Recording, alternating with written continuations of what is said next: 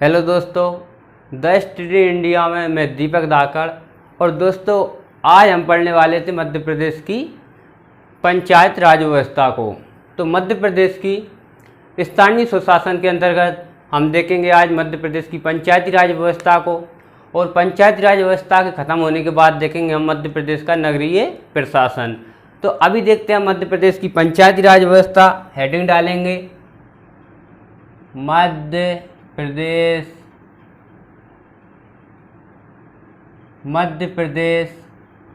की पंचायती राज व्यवस्था। तो मध्य प्रदेश की पंचायती राज व्यवस्था को समझेंगे। अब बात की जाए मध्य प्रदेश की पंचायती राज व्यवस्था की, तो इससे पहले हम थोड़ा इसके इतिहास पे प्रकाश डालेंगे और समझेंगे कि मध्य प्रदेश की जो पंचायती राज व्यवस्था है किस प्रकार की रही है। तो समझते हैं मध्य प्रदेश की पंचायती राज व्यवस्था को। तो मध्य प्रदेश की पंचायती राज व्यवस्था को हम समझेंगे कहाँ से कि 1882 में कौन आते हैं, लॉर्ड रिपन। कौन? रिपन। लॉर्ड रिपन भारत के गवर्नर जनरल बनकर आते हैं और इनके द्वारा स्थानीय स्वशासन को क्या दिया जाता है, बढ़ावा दिया जाता है। इसलिए लॉर्ड रिपन को स्थानीय स्वशासन का क्या बोलते हैं, जनक। स्वशासन का जनक कहा जाता है। तो 1882 में लॉर्ड रिपन आते हैं जिनको स्थानीय स्वशासन का जनक कहा जाता है। उसके बाद हम बात करते हैं कि 1946 में, कब? 1946 में क्या आता है, कैबिनेट मिशन।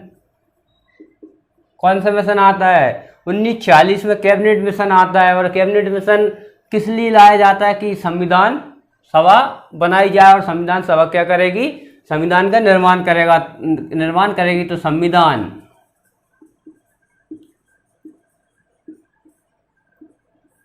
सभा बनाई गई।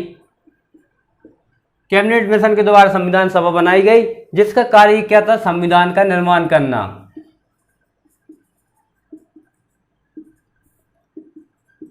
क्या करना था?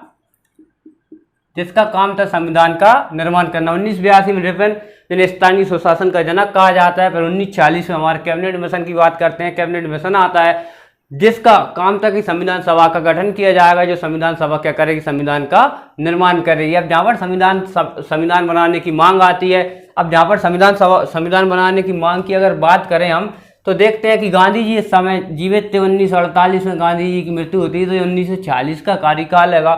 तो गांधी जी बोल रहे थे कि क्या पंचायतों को बढ़ावा दिया जाना चाहिए, पंचायत व्यवस्था को लागू किया जाना चाहिए। तो गांधी जी के इन विचारों को हम ध्यान में रखते हुए क्या करते हैं, एक आर्टिकल लाते हैं 40। आर्टिकल रहता है 40 जिसमें क्या बात की जाती है कि पंचायत। आर्टिकल 40 में पंचायत की बात करती जाती है और इनको कहां पर रखा जाता है, नीति निर्देश तत्वों में।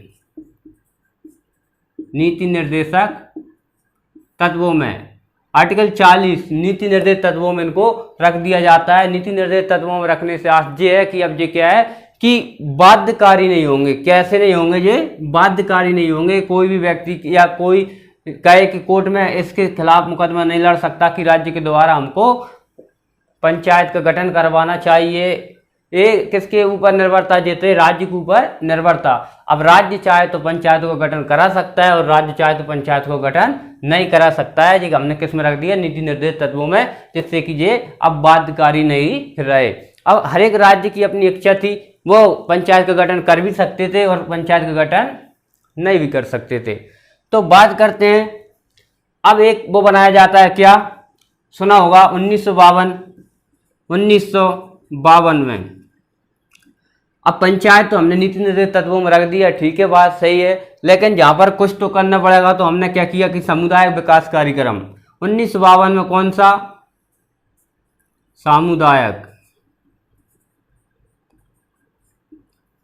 सामुदायिक विकास कार्यक्रम लाया गया।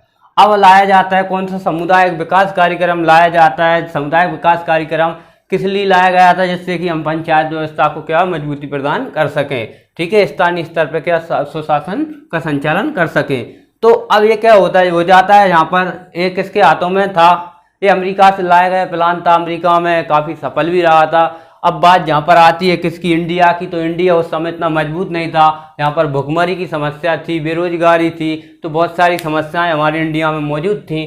तो इसलिए सामुदायिक विकास कार्यक्रम सफल नहीं हुआ, क्योंकि जो कर्मचारी थे वो भ्रष्ट थे, ठीक है, उन पर लगाम लगाना मुश्किल हो रहा था। तो कर्मचारियों के भ्रष्टाचार के कारण और प्रशासन के भ्रष्टाचार के कारण कहें कि ये सामुदायिक जो विकास कार्यक्रम था वो क्या हुआ, सफल नहीं हुआ। कहें कि 100 रुपये हमने ऊपर से भेजे, नीचे जाते जाते कितना पहुंचा, 10 रुपये मिला या 1 रुपये मिला, कहें कि तो इस प्रकार की स्थिति बन जाती है और ये सामुदायिक जो विकास कार्यक्रम था वो फेल हो जाता है। और एक कब इसको 1956-57 में इसको बंद कर दिया गया। चलो ये असफल हो गया, इसको बंद करते हैं। फिर इसके बाद हम दूसरे कार्यक्रम क्या, हम एक समिति बिठाते हैं इसकी जांच के लिए, और वो समिति थी बलवंत राय मेहता समिति। कौन सी, बलवंत राव मेहता, ठीक है, बलवंत राय मेहता समिति। ऊपर का डिलीट करता हूं और ऊपर इस बलवंत राय मेहता समिति को हम लिखेंगे, ठीक है।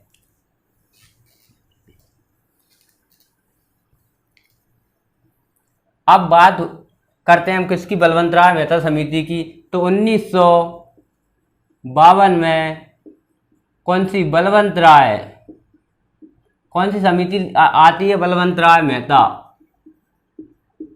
1952 में बलवंत राय मेहता समिति का क्या किया जाता है, गठन किया जाता है, बलवंत राय मेहता समिति लाई जाती है, और जिसका कार्य रहता है कि जो सामुदायिक विकास कार्यक्रम फेल हुआ है उसकी जांच करे, ठीक है। बलवंत राय मेहता समिति जिसके अध्यक्ष कौन थे, बलवंत राय थे। बाद में और भी समिति आएंगे, जैसे अशोक मेहता समिति आती है एक, और अशोक मेहता समिति लिखो, अशोक मेहता समिति ये कब लाई जाती है, 1977। अशोक मेहता समिति 1977 में आती है, और ये 2 स्तर की बात करती है, लेकिन हमारी बलवंत राय मेहता समिति में हम चर्चा कर रहे हैं। तो बलवंत राय मेहता समिति ने कितने स्तर की बात की, 3 स्तर की बात की। कितनी, 3 स्तर। वो 3 स्तर थे कि ग्राम पंचायत, जनपद पंचायत, ठीक है, जनपद पंचायत और जिला पंचायत। कितने, जिला पंचायत। ये 3 स्तर की बात की कौन सी समिति ने, बलवंत राय मेहता समिति ने बात की इन 3 स्तरों की, ग्राम पंचायत, जनपद पंचायत, जिला पंचायत। जबकि अशोक मेहता समिति जो थी वो 2 स्तर की बात करती है, ठीक है। अब बलवंत राय मेहता समिति 3 स्तर की बात करती है। अशोक मेहता समिति आती है, तो अशोक मेहता समिति 1977 में थी, इसने अपनी रिपोर्ट सौंपी, लेकिन इसी समय क्या होता है कि इनकी सरकार गिर जाती है। यहाँ पर अशोक मेहता समिति थोड़ा समझा देता हूँ। अशोक मेहता समिति जब आती है और ये कितने स्तर की बात करती है कि 2 स्तर होंगे। कितने स्तर होंगे, 2 स्तर की बात करती है। तभी इनकी सरकार मोरारजी देसाई की सरकार थी, मोरारजी देसाई की सरकार गिर जाती है, और इसकी जो भी मांगे थी उनको समाप्त कर दिया जाता है। यानी कि बलवंत राय जो मेहता समिति थी वो क्या हो जाती है, बेकार साबित हो जाती है, यानी कि इसकी जो मांगे थी उनको नहीं माना जाता। और फिर कौन सी, बलवंत राय मेहता समिति अस्तित्व में आ जाती है। कौन सी समिति आती है, बलवंत राय मेहता समिति। अब बलवंत राय मेहता समिति के कुछ विचार हमारे मध्य प्रदेश में क्या प्रभाव पड़ता है उसको समझते हैं। कि मध्य प्रदेश की बात करते हैं, गठन के बाद पंचायत व्यवस्था को देखें तो बलवंत राय मेहता समिति का उस पर ज़्यादा प्रभाव पड़ता है। और क्या होता है कि 1 नवंबर मध्य प्रदेश का 1 नवंबर 1956 को मध्य प्रदेश का क्या होता है, गठन होता है। और मध्य प्रदेश का गठन हमने जैसे कि महाराष्ट्र को कुछ क्षेत्र दे दिया था, उधर बात करें तो राजस्थान से ले लिया था और कुछ दे दिया था, ठीक है। तो 1 नवंबर 1956 को हमारा मध्य प्रदेश का गठन होता है। उस समय हमारे यहाँ पर जो मध्य प्रदेश था अलग अलग भागों में विभाजित था, जैसे कि मध्य भारत है, विंध्य प्रदेश है, और महाकौशल क्षेत्र है, भोपाल रियासत है। तो जो रियासतें थी उनके अपने अपने कानून के अनुसार क्या चलाई जा रही थी, पंचायतों का कार्यक्रम चलाया जा रहा था और पंचायतों का संचालन किया जा रहा था, ठीक है। तो ये बात हमने समझी। अब क्या होता है कि जब 1 नवंबर 1956 को मध्य प्रदेश गठन हो जाता है तो बात सामने आती है कि अभी तक तो पंचायत देश आज़ाद हुआ 15 अगस्त 1947 से 1956 तक अपनी अपनी क्षेत्र के अनुसार, रियासतों के अनुसार पंचायत का क्या किया जा रहा था, संचालित किया जा रहा था। लेकिन उसे एक रूपता देने के लिए जरूरत थी कि इसको एक रूपता दी जाए, किसको, मध्य प्रदेश की पंचायतों को। तो इसके लिए हम क्या करते हैं कि बलवंत राय मेहता जो समिति थी, इसी का अनुसरण करते हुए हम एक समिति बनाते हैं, पांडे समिति। 15 सदस्यीय पांडे समिति बनाई जाती है, जिसके टोटल सदस्य कितने थे, अध्यक्ष समेत 15 थे, जिसके अध्यक्ष कौन थे, पांडे। ठीक है, काशी प्रसाद पांडे थे इसके अध्यक्ष। काशी प्रसाद पांडे की अध्यक्षता में समिति का क्या किया जाता है, गठन किया जाता है। 15 सदस्यीय समिति थी। 1957 से 1958 में क्या करती है, ये अपनी रिपोर्ट सौंप देती है और अपनी रिपोर्ट में ये क्या बताती है कि हमको बलवंत राय जो मेहता समिति है इसके आदर्शों पे चलना चाहिए, यानी कि मध्य प्रदेश में 3 स्तर व्यवस्था का संचालन करना चाहिए। तो मध्य प्रदेश में कितने स्तर की बात की, पांडे समिति ने मध्य प्रदेश में बलवंत राय मेहता समिति, कौन सी समिति, बलवंत राय मेहता समिति का अनुसरण किया। और कितने स्तर की बात की इसने, 3 स्तर की बात की। मैं 3 स्तर में लिखता हूं कौन कौन से थे। पांडे समिति के संबंध मध्य प्रदेश से है, ठीक है, पॉलिटी मत जाना, पांडे समिति ऊपर वाली पॉलिटी से है, पांडे। काशी प्रसाद पांडे की अध्यक्षता में पांडे समिति का क्या किया जाता है, गठन कर दिया जाता है। इसने कितने स्तर की बात की थी, 3 स्तर कि बलवंत राय जो मेहता समिति है उसके 3 स्तरों को अपना लिया जाए। इसको प्रभावी बनाने के लिए फिर क्या किया जाता है, पांडे समिति को प्रभावी बनाने के लिए 1961 में मध्य प्रदेश शासन अधिनियम 1960 लाया जाता है। किसको प्रभावी बनाने के लिए, पांडे समिति को प्रभावी बनाने के लिए 1960 का अधिनियम मध्य प्रदेश सरकार के द्वारा लाया जाता है। फिर क्या होता है कि इसको प्रभावी बनाने के लिए अधिनियम लाया गया, लेकिन 1961 का एक अधिनियम आता है, उसके तहत बात कह दी जाती है कि जो अभी तक जो पंचायत जिस प्रकार से रियासतों के अनुसार अपनी रियासतों के अनुसार कार्य कर रही थी, जब तक कि इनके लिए कोई ठोस व्यवस्था नहीं बना ली जाती है तब तक वो अपने अनुसार ही क्या करेंगी, 1961 में बोल दिया गया है कि वो उसी प्रकार कार्य करेंगे जिस प्रकार अभी तक वो 1947 से 1956 तक जो अभी कार्य कर रही थी उसी स्थिति में करेंगी। जहाँ तक हम बात करते हैं कि मध्य प्रदेश में बलवंत राय मेहता समिति हुई, अशोक मेहता समिति को हमने समझा। अब मध्य प्रदेश का एक अधिनियम आता 1962।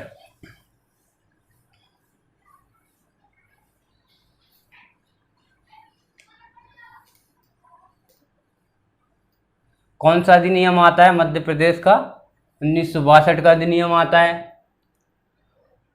अब 1962 का अधिनियम है, देखो वो क्या बोलता है, इसको डिलीट कर देते हैं।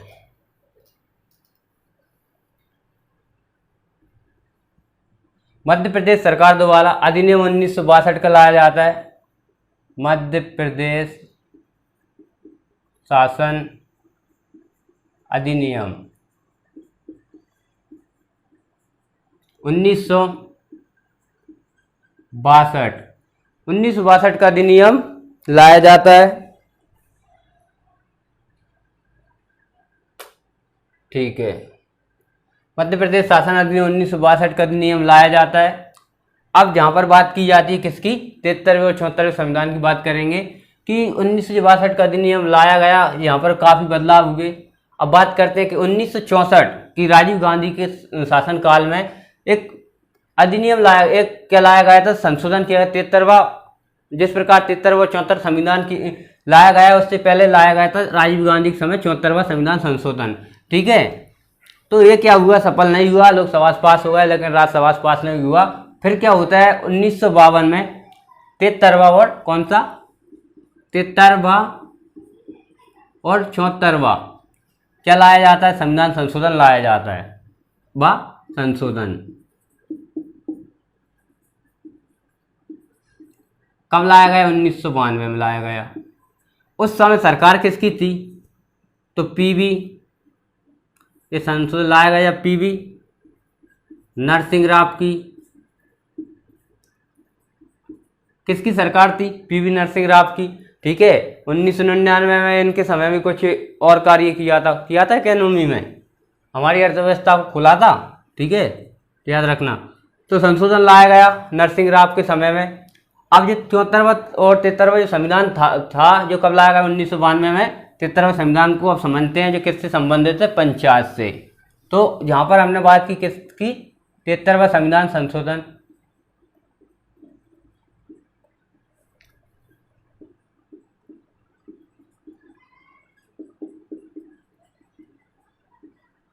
तिहत्तरवां संशोधन लाया जाता है और उसका संबंध किससे था, पंचायतों से, ठीक है। किससे था, पंचायतों से था, ठीक है।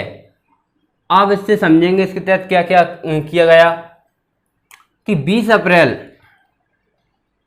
1992 को ये लोकसभा से पारित हुआ। इस संशोधन के तहत क्या किया जाता है कि हम कुछ अनुसूची और कुछ भाग जोड़ते हैं, ठीक है। वो अनुसूची कितनी कौन सी थी वो बताता हूँ कि भाग मध्य प्रदेश सरकार द्वारा क्या बदलाव किया जाए, भाग 9, ठीक है। 73 की बात कर रहा है, 74 की भी नहीं कर रहा है, ठीक है। भाग 9 विषय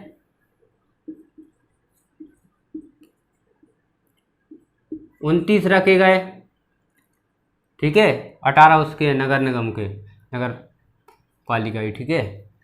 भाग 9 29 विषय। आर्टिकल कितने रखे गए, 16, ए से ओ तक, ए से ओ तक, ए से ही बना देता हूँ, ठीक है। कहाँ से, ए से ओ तक आर्टिकल रखे गए। अनुसूची ऊपर लिखेंगे, अनुसूची पहले लिखते हैं अनुसूची। अनुसूची 11वीं थी, 12वीं नगर पालिका से, ठीक है। और आर्टिकल डाल देते हैं यहाँ पर, आर्टिकल ए से ओ तक, ठीक है। कितने थे आर्टिकल, थे 16 आर्टिकल, इधर लिख देता हूँ। चलो यहाँ पर फिर से लिखना पड़ेगा। आर्टिकल कितने थे, 16, कहाँ से कहाँ तक, ए से ओ तक 16। इसमें क्या रखे गए, आर्टिकल रखे गए, ठीक है। 73वां संविधान संशोधन की हमने ये समझी जानकारी थी उसको। अब कब लागू हुआ और कब राष्ट्रपति के साइन हुए वो देख लेते हैं। 24 अप्रैल,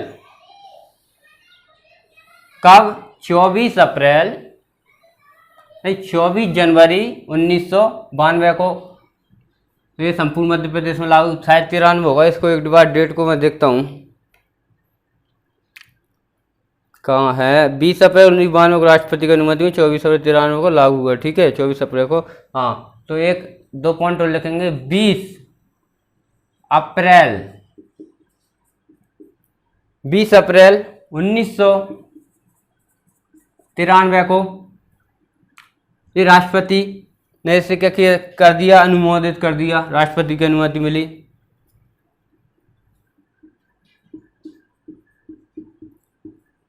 को किसकी अनुमति, राष्ट्रपति की क्या मिली, अनुमति मिली, ठीक है। राष्ट्रपति की अनुमति मिली।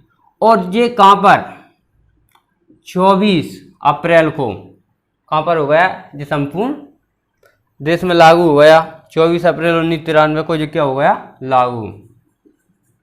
24 अप्रैल 1993 को क्या हो गया, ये लागू हो गया। इसलिए हम क्या करते हैं, 24 अप्रैल को क्या मनाते हैं, पंचायत